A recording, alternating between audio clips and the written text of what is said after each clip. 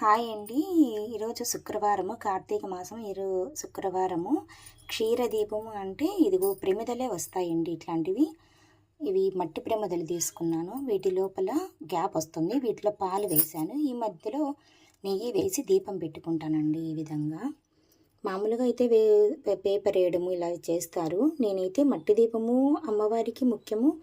మట్టి దీపంలోనే పెట్టుకుంటా శుక్రవారం రోజు. విడప్పుడంతా వెండి దీపాలు వెలిగించుకుంటానండి. ఒక్క శుక్రవారం రోజు మాత్రమే ఇదో క్షీరదీపం అంటే ఇది ఈ విధంగా వీటిలో నెయ్యి వేసి ఒత్తి వేసి వెలిగించుకుంటామండి.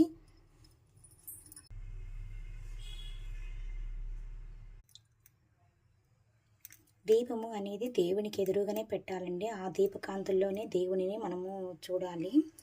పూజగదిలో కానీ ఎక్కడైనా సరే కొందరు మన సైడ్ పెట్టుకుంటారు. మన సైడ్ కాదండి పెట్టుకోవాల్సింది. దీపము దేవునికి పెట్టాలి. దేవునికి ఎదురుగా దీపం పెట్టాలండి. ఈ విధంగానే పెట్టాలి. ఆ దీపకాంతులు మనం చూడాలి.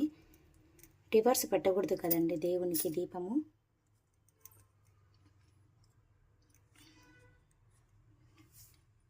దేవుని ముందు దీపము అన్నప్పుడు ఇలాగే కదండి పెట్టాల్సింది. నాకు తెలిసి నేను ఈ విధంగానే చేస్తా పూజ.